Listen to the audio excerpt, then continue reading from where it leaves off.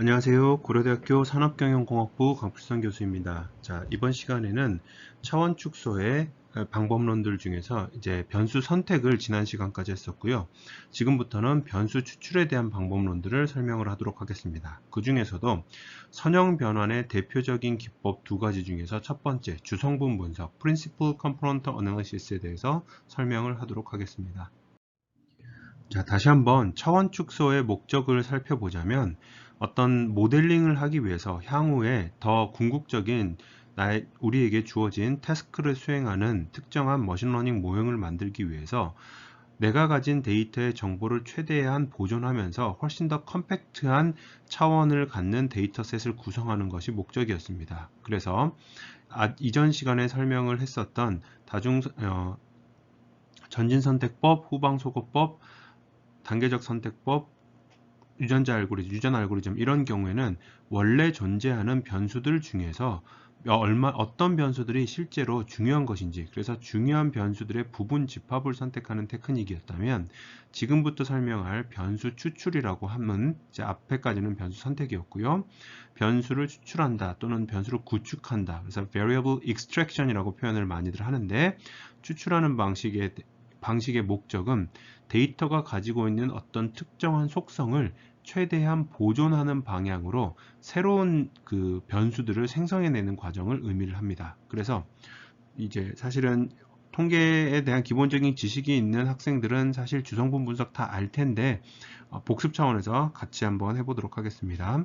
주성분 분석의 목적은 뭐냐면요, set of orthogonal base니까 이제 그 전부가 서로가 직교하는 기절을 찾는 겁니다. 근데 그 기절은 어떻게 찾는 거냐면, 어떤 기절을 찾는 거냐면, 원래 오리지널 데이터의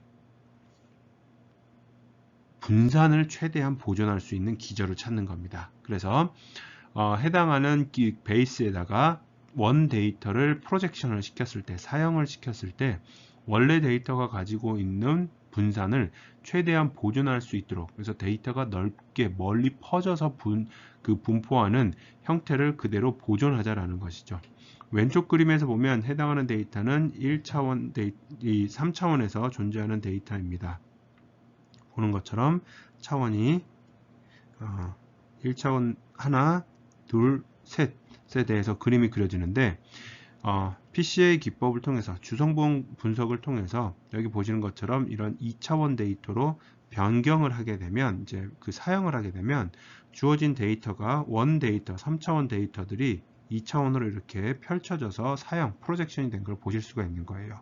그러면 목적은 뭐냐면, 요 x의 분산 이거를 x인데, x는 R의 3승 세제곱 3차원 데이터일 때, 이거를 특정한 기법을 통해서 X'이라고 바뀌었을 때 X'의 분산도 최대가 되도록, 이 분산이 최대가 되도록 하는 X'을 찾는 겁니다. 근데 이 X'은 R의 D차원이 되겠고요. 당연히 D는 3보다 작아야 되겠죠. 원래 차원보다 적은 수의 차원을 찾아야 되는 겁니다. 그래서 한 가지 예시를 한번 같이 보도록 하겠습니다. 이 데이터는 여러분들이 잘 알고 있는 MNIST 데이터고요. MNIST 데이터는 어떤 특정한 차원의 개수에다가 그 화면에다가 이미지에다가 각각의 픽셀들이 0 아니면 1 또는 그레이스케일로 표현이 되어 있고요.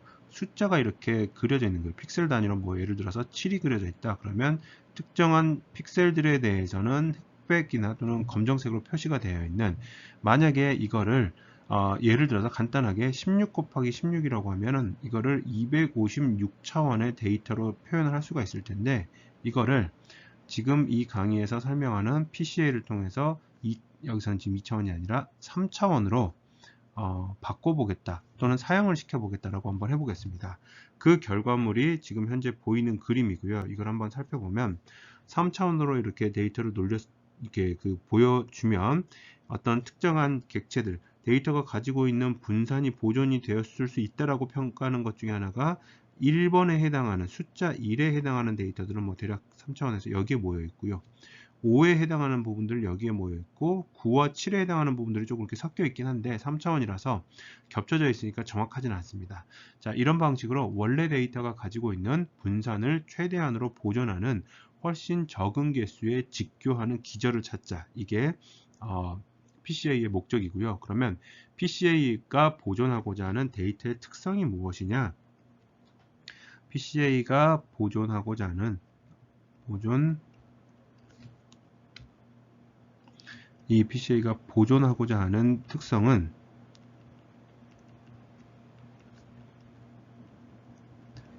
자체는 이거는 데이터의 분산입니다. 데이터가 가지고 있는 데이터가 가지고 있는 분산을 최대한 유지할 수 있는 적은 차원의 직교 기저를 찾자. 자, 그래서 또 다른 이제 하나의 예시로 보면 이거는 그 어떤 사진들에 대해서 2차원 데이터로 표현을 해준 건데요. 사진들이 하나씩 PCA를 통해서 변환된 2차원 좌표계에 뿌려지는 것을 보실 수가 있을 겁니다. 그러면 이 뿌려지는 상황을 한번 봐보면요. 정확하진 않아도 이쪽은 약간 이제 그 뭐라 그럴까요? 연한 색깔의 톤이고 이쪽은 약간 진한 색깔의 톤, 이쪽은 조금 더 뭐 이게 파란색에 가까운 톤, 이런 식으로 이 사진들이 또는 이 그림들이 가지고 있는 색감이라든지 또는 특성들을 어느 정도는 보존하면서 차원이 이제 축소가 된다는 것을 보실 수가 있을 겁니다. 그러면 이제 분산을 잘 보존한다라는 개념이 무엇이냐라는 것을 보기 위해서 하나의 기저를 이제 찾아야 되는데, 기저라 함은 각각의 데이터들이 사용이 되는 하나의 사용이 되는 대상이 되는 벡터라고 보시면 되겠습니다. 그래서 여기서는 이게 기저가 되겠고요. 왼쪽 그림에서는 오른쪽 그림에서는 보시는 것처럼 여기에 있는 게 기저가 되겠습니다. 그러면 어떠한 기저가 더 선호가 되는가 라고 했을 때는 사용을 시킨 후에, 그러니까 수선의 받을 내려서 1차원 데이터로 표현을 했을 때 데이터의 분산이 더 큰 기저를 우리는 선호하겠다라는 뜻입니다. 그 말은 무슨 얘기냐면 여기에 해당하는 기저가 오른쪽에 해당하는 기저보다 선호도가 더 높다라는 뜻이죠. 왜냐하면 1차원으로 사용을 시켰을 때 오른쪽의 분산이 왼쪽의 분산보다 크게 될 거니까요. 자, 그래서 이제 목적 자체는 베이시스를 찾는 거다. 베이시스들의 셋을 찾는 거다. 근데 그 베이시스들의 역할은 뭐냐면 무엇을 보존해야 되느냐? 분산을 보존해야 된다. 근데 어떻게 언제 분산이냐? 해당하는 베이시스들에 대해서 프로젝션이 된 이후의 객체들이라는 것을 의미합니다. 그래서 우리가 가지고 있는 일반적인 원래 변수들을 x라고 표현을 하고요. 각각의 프린시플 컴포넌트에 대한 베이시스에 대한 벡터를 a라고 표현을 하면 a라는 이 y라는 이 스칼라 값은 a라는 벡터에 의해서 x가 사용이 됐을 때 나오는 값이고요. 이렇게 나온 값들의 스칼라들의 분산들을 따로따로 이렇게 계산을, 각각의 기저에 의해서 만들어지는 분산을 여기서 이렇게 계산을 할 수가 있는데, 해당하는 분산이 최대화되는 쪽으로 우리는 이 기저 a에 해당하는 값들을 찾아가겠다라는 게 핵심입니다. 자, 그리고 나서 PCA를 수행을 하게 되면 이건 통계적인 방법론에서 출발했기 때문에 굉장히 다양한 유의미하고 재미있는 정보들이 같이 따라오는데요. 첫 번째는 뭐냐면 어떤 주성분의 데이터가 사용이 되었을 때 얼마만큼의 분산이 보존되었는지를 우리는 계산을 할 수가 있습니다. 분산의 보존량. 그러니까 여기서 보시면 첫 번째 프린시플 컴포넌트에 의해서, 이게 이제 첫 번째 프린시플 컴포넌트인데요. 여기에 의해서 이 기저에 의해서 여기에 사용이 되었을 때 보존되는 원래 분산의 양 계산할 수가 있겠고요. 두 번째 기저인 이 세로 축에 대해서 보존이 되는 분산의 양 역시 계산할 수가 있습니다. 이거는 뒤에서 같이 한번 살펴보도록 하겠습니다. 자, 그러면 이 주성분 분석을 이해하기 위해서 몇 가지 수리적 배경을 알아야 되는데요. 가장 기본적인 것부터 보면 우선은 공분산 행렬이라는 개념을 알고 있어야 됩니다. X는 데이터셋인데요. 이거는 이제 컬럼 벡터라고 표현을 합시다. 그래서 여기서 보시면 보통은 우리는 로우 와이즈 벡터에 더 이제 익숙한데, 지금 이 강의에서는 컬럼 벡터를 이용을 하겠습니다. 로우 와이즈 벡터라는 건 뭐냐면 어떤 데이터의 매트릭스가 있을 때요, 여기에 있는 객체가 하나하나의 로우가 객체를 의미를 하고요. 여기서는 스몰 n으로 썼으니까 변수는 1번부터 D번까지 있는 이러한 형태가 로우 와이즈 벡터입니다. 벡터의 형태가 되겠고요. 반면에 지금 현재 우리가 쓰고 있는 거는 뭐냐면 여기서의 x라고 표현을 하는 거는 각각의 컬럼이 객체가 되겠고요. 각각의 로우가 변수가 됩니다. 그래서 왼쪽에서 보시면 이걸 이제 컬럼 와이즈 벡터라고 하는데요.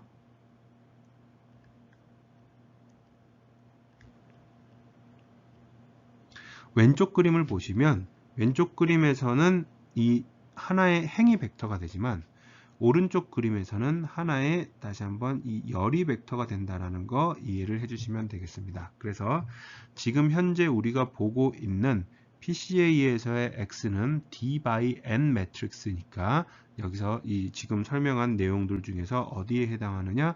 오른쪽에 해당하는 벡터다. 그럼 코베리언스 매트릭스는 X에서 X바 평균 벡터, 이 X바는 각각의 컬럼들이 그러니까 각각의 이 컬럼들이 각 변수의 평균값으로 채워진 것을 의미를 합니다. 그러면 x에서 x바를 빼고 그걸 x에서 x바를 빼서 이제 트랜스포즈를 시키면 이거는 원래 데이터 사이즈로 보면은 사이즈를 한번 볼게요. 이 데이터는 매트릭스는 d 곱하기 n 차원이 되겠고요. 트랜스포즈를 시켰으니까 n 곱하기 d 차원이 돼서 코베리언스 매트릭스는 d 곱하기 d 차원의 매트릭스가 됩니다. 변수의 개수만큼의 길이를 갖는 정사각행렬이 되는 것이고요.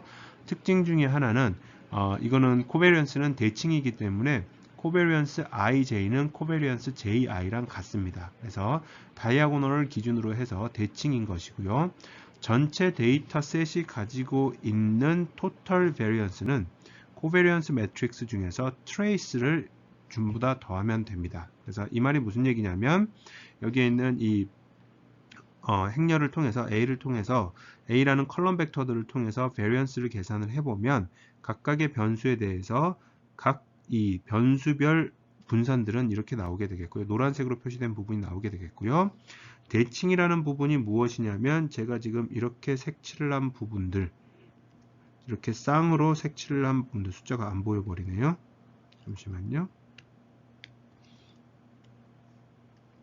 이렇게 쌍으로 밑줄 친 부분들이 서로 같다라는 의미고요.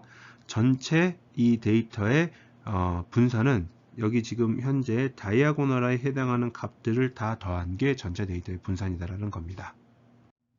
자, 두 번째는 사형을 한다라는 개념을 알아야 되는데 고등학교 때 벡터 배우면서 사실 다 아는 건데 그냥 참고 삼아 한번 보도록 하겠습니다. 어떤 B라는 벡터를 A라는 기저에다가 사형을 시키게 되면 이거는 X라는 그 사용된 벡터는 A의 방향을 가지고 있으면서 P라는 이 가중치를 갖는 어떤 벡터가 이제 되겠지요. 그러면 B에서 사형을 시켰으니까 이 벡터하고 여기서 보시는 파란색 벡터하고 빨간색 벡터는 사실은 수직입니다. 그러면 파란색 벡터가 결국은 B 벡터에서 P 곱하기 A 벡터를 뺀 거니까 여기에서 보시는 식이 나오는 것이고요. 이렇게 된 식이 나오는 것이고 이거를 풀었으면 이 스칼라 P는 A 트랜스포즈 A를 분모로 하고 B 트랜스포즈 A를 분자로 하는 스칼라 값이 나오게 됩니다.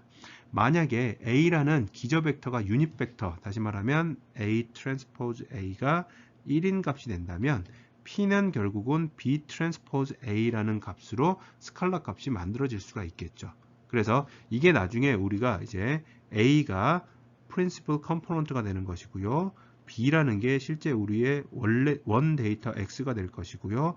P가 프린시플 컴포넌트에 의해서 사용된 이후의 벡터, 프로젝션 후의 벡터가 될 것입니다. 사용 후 여기서는 벡터가 아니라 이제 값이 되겠죠. 스칼라 값이 되겠죠. 하나의 기저에 대해서 하나의 벡터를 사용을 시키게 되면 하나의 스칼라 값이 나오게 될 겁니다. 세 번째로 눈여겨봐야 될 개념은 뭐냐면 아이겐 벡터, 그러니까 고유값과 고유 벡터라는 개념이 있는데요. 어떤 특정한 하나의 매트릭스가 주어졌을 때 이 매트릭스는 스칼라 밸류 람다와 거기에 대응하는 벡터 x를 쌍으로 갖습니다. 이 람다를 아이겐 밸류라고 부르고요. x를 아이겐 벡터라고 부릅니다. 이 벡터가 만족하는 식은 어떤 A라는 매트릭스에다가 X를 곱했을 때 특정 벡터를 연산을 했을 때 그냥 해당하는 특정 벡터의 스칼라 배수만큼 람다 X만큼으로 람다 X와 동일하게 되는 X와 람다의 쌍이 있습니다. 이걸 이제 매트릭스 형식으로 바꿔보면은 오른쪽과 같이 그림이 될 것이고요. 요 의미는 뭐냐면 매트릭스를 멀티플라잉을 한다라는 것은 곱한다는 얘기는 리니어 트랜스폼을 수행한다는 뜻입니다. 그러니까 여기서 A라는 벡터가 2, 1, 1.5, 2라고 표현을 한다면 요 A라는 벡터 다시 한번 같이 따로 떼내서 한번 볼게요. A라는 벡터가 2, 1, 1.5, 2라면 여기에 2차원의 벡터 x1, x2를 곱하면 2x1 더하기 x2라는 값과 1.5x1 더하기 2x2라는 이 새로운 형태의 벡터가 만들어집니다. 이게 이제 선형 변환인데 이 선형 변환에 의해서 지금 왼쪽에 그림 계속적으로 이렇게 밀리는 거 보이시죠? 변화하는 거 보이시죠? 원래의 x이고요. 얘는 a 곱하기 x입니다. 그런데 여기에서 잘 보면 파란색, 그 다음에 핑크색, 빨간색을 봤을 때요. 빨간색 같은 경우에는 왼쪽과 오른쪽을 보게 되면 벡터가 가지고 있는 방향이 바뀝니다. 여기 있는 애들은 이렇게 바뀌어요.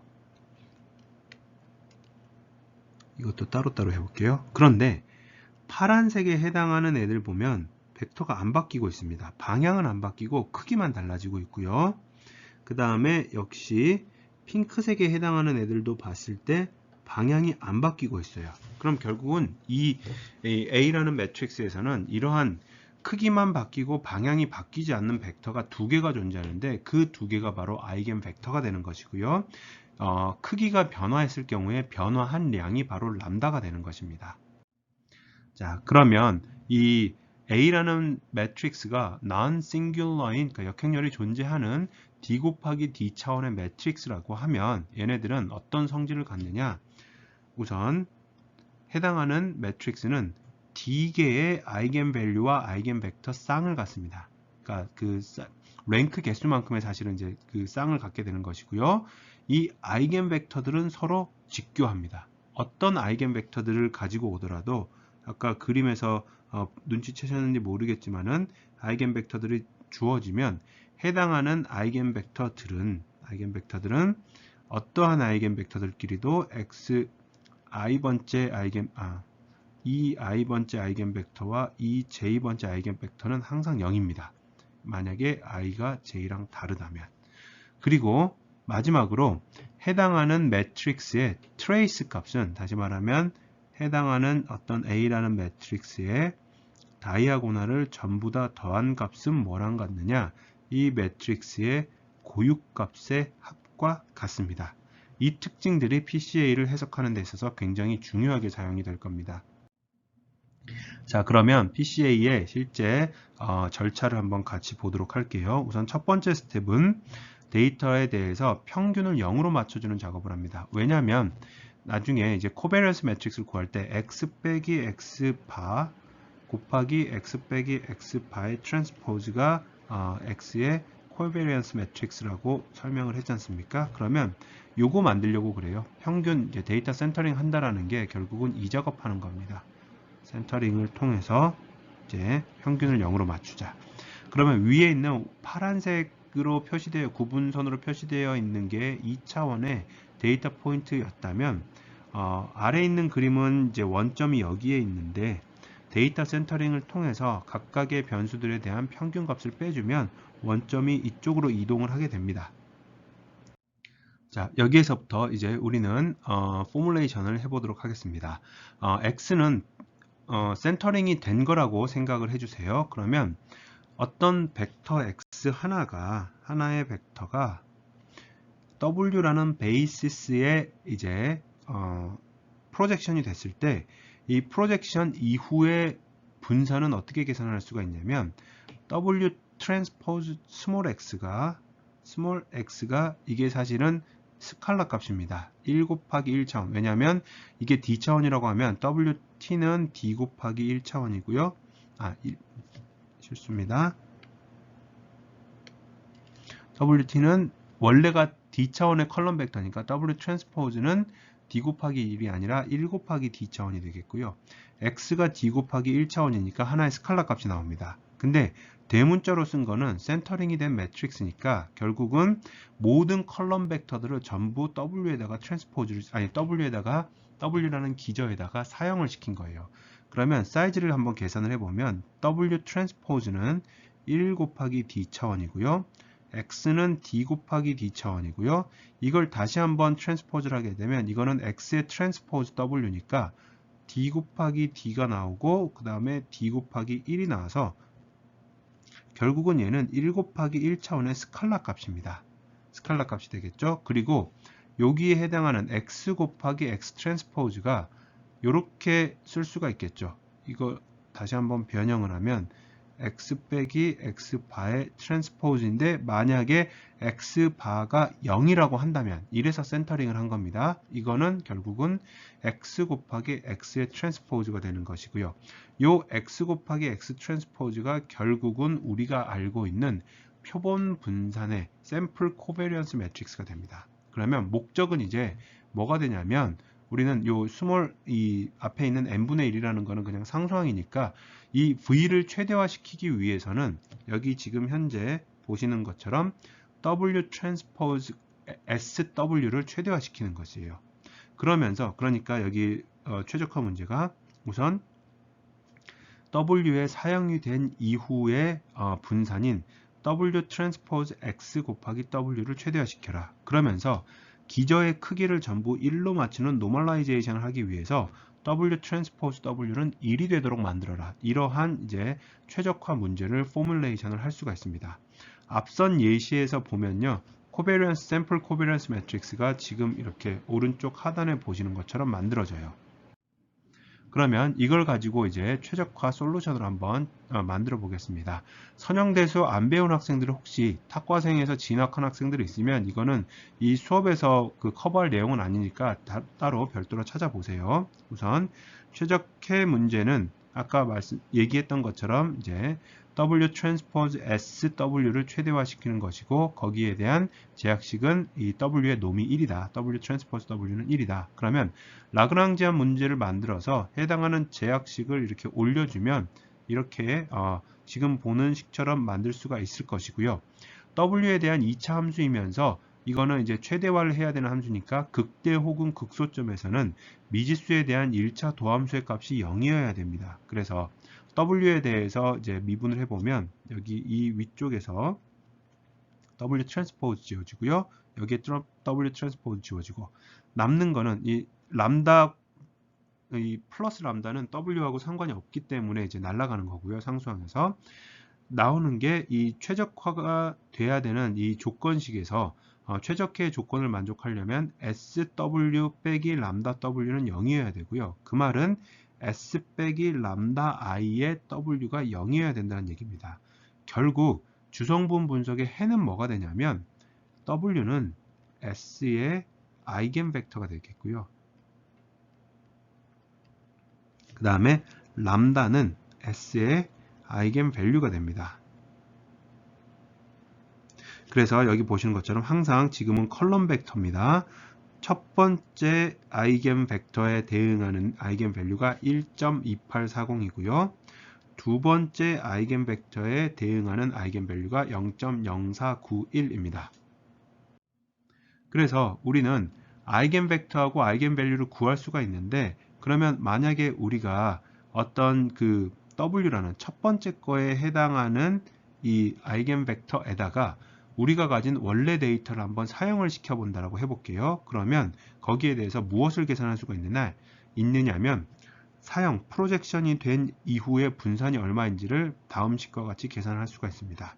분산 자체가 계산식이 지금 여기 보시는 것처럼 이렇게 계산을 할 수가 있겠고요. 그러면 이거를 풀었으면은 W에 대해서 요 파트 여기에 해당하는 트랜스포즈 풀었으면 이렇게 나올 것이고요.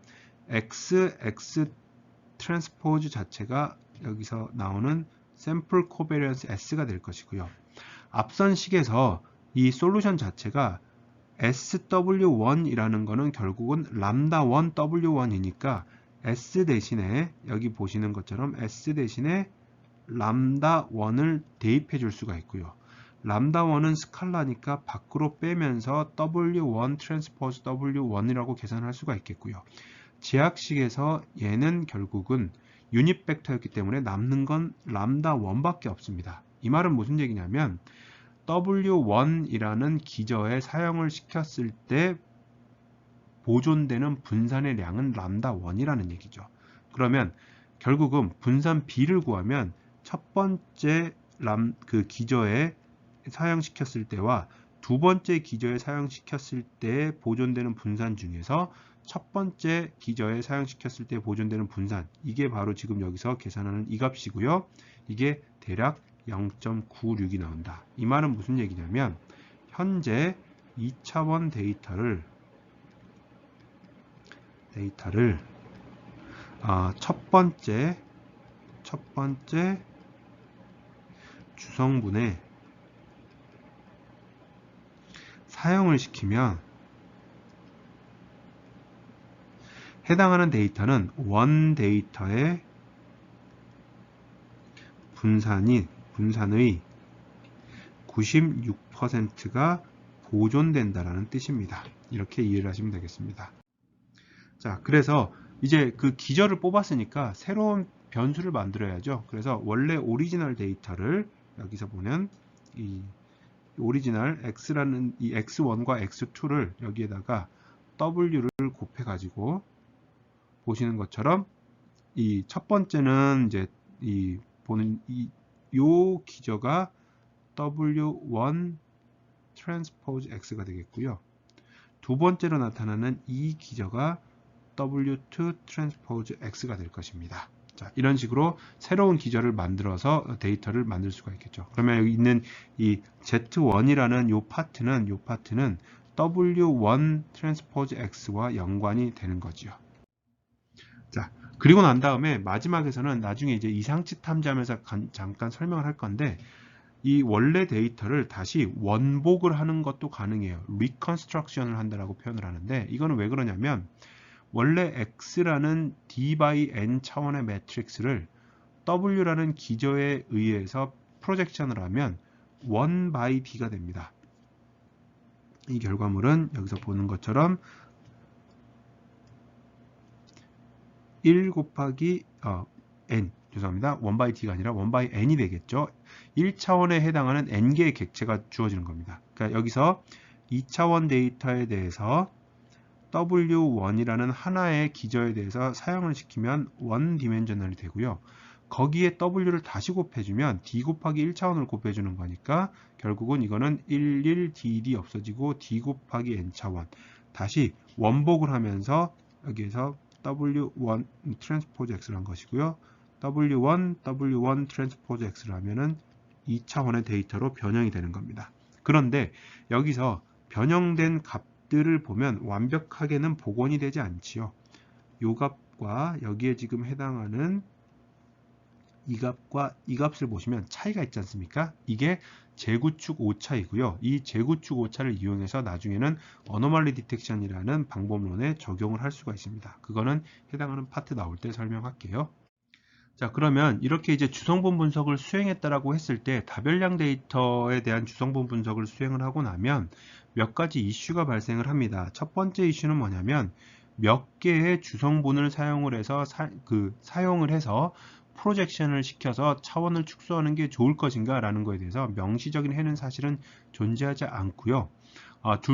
여러 가지 이제 정량적 또는 정성적인 방법이 있는데 정량적인 방법은 원래 변수의 몇 %나 보존이 됐느냐를 가지고 판단을 하거나 또는 도메인의 전문가가 해당하는 데이터를 추출하는데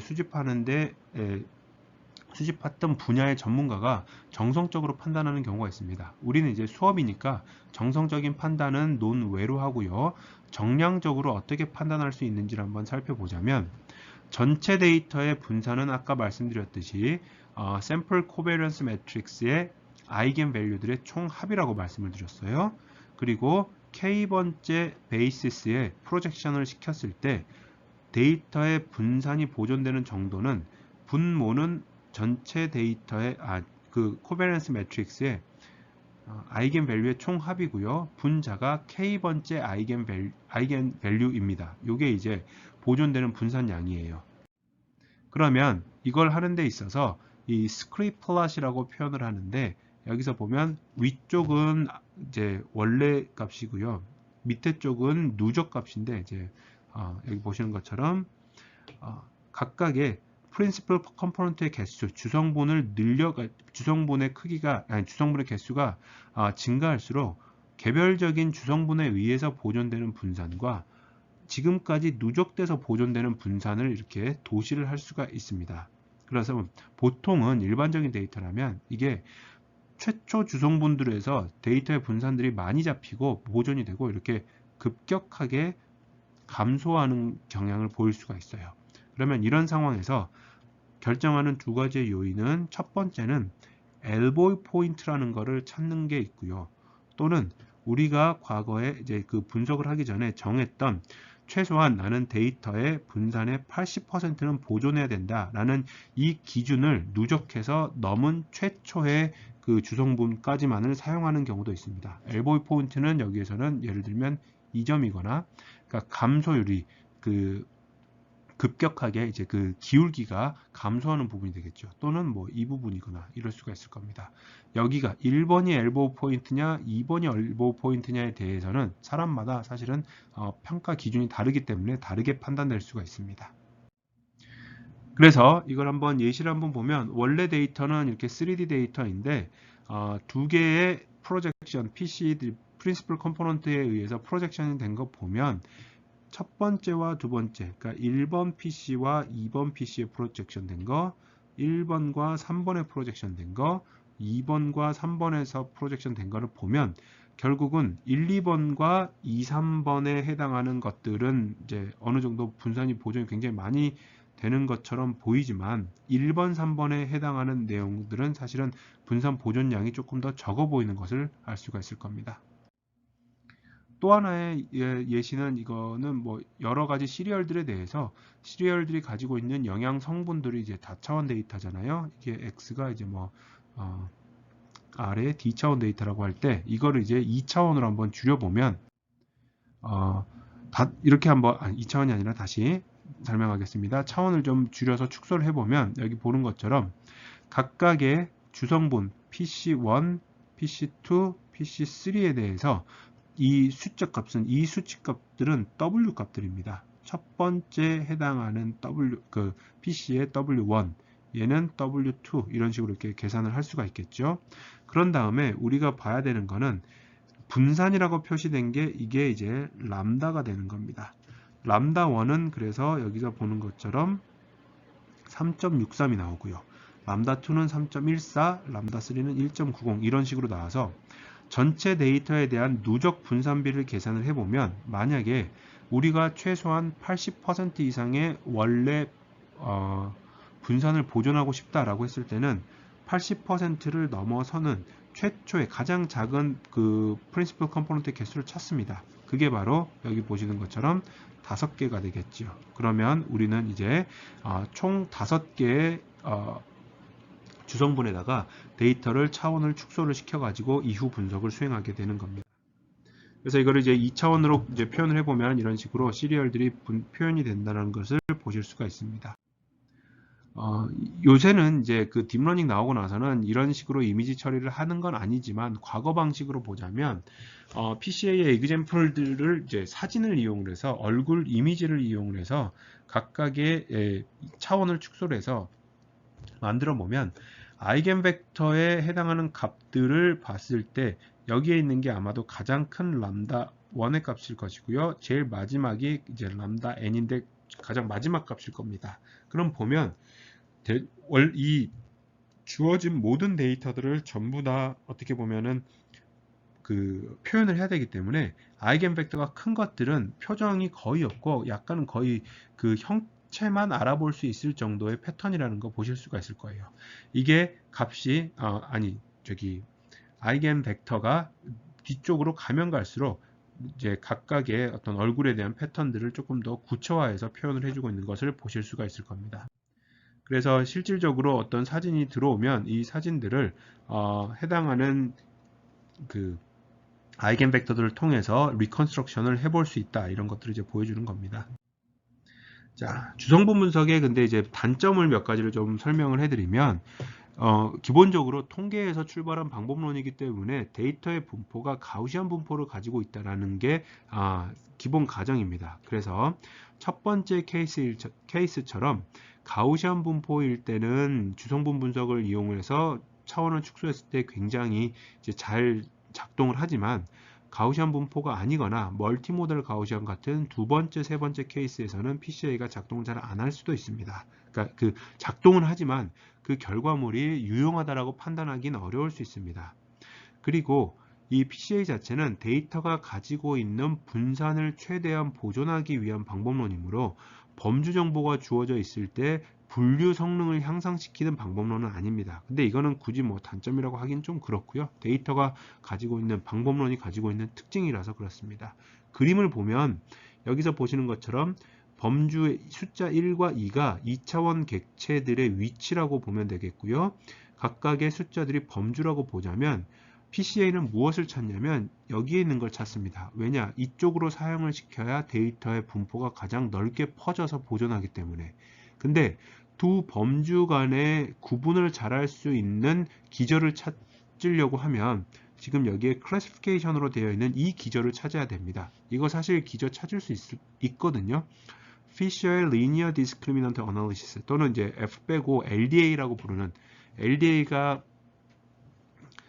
텍스트 분석 쪽에서는 Latent Dirichlet Allocation에서 잠재 디리클렛 분석이라고 표현이 되는데, 통계에서의 분류 쪽에서는 Linear Discriminant Analysis라고도 부릅니다. 이게 뒤에서 그 커널 피셔 디스크리미넌트 어널리시스 설명을 하면서 잠깐 소개가 되겠지만, 전형적인 말 그대로 정확하게 이거를 하고자 하는 방법론이 존재해요. 그래서 비지도학습 관점에서 레이블이 없을 때는 주성분 분석을 통해서 데이터를 추격을 해도 되고, 데이터가 레이블이 있으면 뭐 FLDA를 써가지고 분류를 잘 해도 됩니다. 자, 그래서 여기서 보시는 것처럼 방금 얘기한 피셔의 LDA라는 방법론을 통해서 이거는 문제를 해결할 수 있는 방법이 존재한다. 참고 삼아 알아두십시오. 자, 여기까지 해서 선형 변환의 선형 차원 축소의 첫 번째 방법론 주성분 분석을 설명을 드렸고요. 정리하자면 주성분 분석의 목적은 데이터가 가지고 있는 특징을 분산으로 정의를 해서 원 데이터의 분산을 가장 잘 보존시킬 수 있는 소수의 기저를 찾아서 해당하는 기저의 원 데이터를 프로젝션 시킨 데이터셋을 결과물로서 사용하겠다는 뜻입니다. 자, 관련해서 본 수업은 여기까지 마치고요. 다음 시간에는 선형 데이터 변환의 그 차원 축소의 방법론 중에 두 번째 방법론인 다차원 척도법을 설명을 하도록 하겠습니다. 수고하셨습니다.